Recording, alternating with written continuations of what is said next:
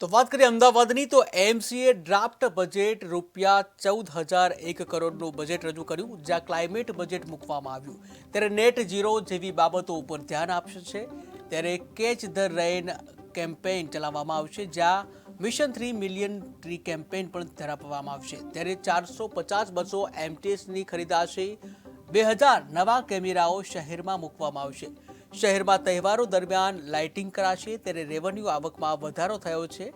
રિવરફ્રન્ટના પ્લોટમાંથી આવક વધી છે, જ્યાં રાજ્ય સરકારની યોજનાઓમાંથી સરકારી ગ્રાન્ટ મળી. ત્યારે કોલ્ડ પ્લેમાં આવેલા લોકોએ શહેરના વખાણ કર્યા. હજુ પણ સારા રોડ રસ્તાઓ બનાવવાનું પ્લાનિંગ છે. આઇકોનિક ફેઝ 2નું પણ આયોજન કરવામાં આવશે. ત્યારે વ્હાઇટ ટોપિંગ રોડ પણ બનાવવામાં આવશે. 200 કરોડ વિશ્વ બેંકની લોન બાકી છે. 5 નવા બ્રિજની જાહેરાત કરવામાં આવી. ઓલિમ્પિકને લઈને પણ બજેટમાં ઘણી તૈયારીઓ.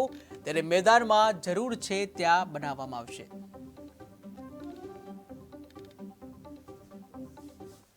નું 2025-26નું બજેટ મૂકવામાં આવ્યું છે. એ બજેટનું સાઇઝ સૌપ્રથમ 14,001 કરોડનો રાખેલા છે. એ ગયા વર્ષ કરતાં લગભગ 250 કરોડ વધારે છે, 2,500 કરોડ વધારે છે. આની અંદર 7,801 કરોડ જેટલા કેપિટલ એક્સપેન્ડિચર અને 6200 કરોડ જેટલા રેવન્યુ એક્સપેન્ડિચર છે. એ પણ કેપિટલ એક્સપેન્ડિચર ગયા વર્ષ કરતાં એટલે જો કરંટ વર્ષ કરતાં 2,000 કરોડ વધારે સૂચવવામાં આવ્યું છે. મેક્સિમમ જો ખાસ કરીને ક્લાઇમેટ પ્રથમવાર એ કદાચ દેશમાં પણ પ્રથમવાર ક્લાઇમેટ બજેટિંગ અમે પ્રોડ્યુસ કરેલા છે.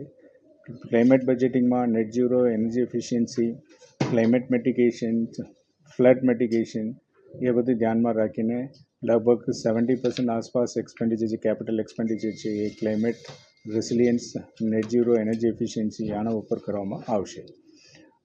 આની સાથે જે ખાસ કરીને અગત્યનું ઇમ્પોર્ટન્ટ જે વસ્તુઓ છે ક્લાઇમેટ રેસિલિયન્ટ આધારિત, એમાં catch the rain mission campaign ચલાવવામાં આવશે. એમાં અત્યારે આ વરસાદ પહેલે 1001 સ્ટ્રક્ચર બનાવવા માટેને પર્ક્યુલેશન વેલ અને રૂફ વોટર હાર્વેસ્ટિંગ સ્ટ્રક્ચર, તળાવ ઊંડો કરવાનું, લિંકેજીસ, કંપાતી કુવા એવું બધું કામ હાથ ઉપર લેવામાં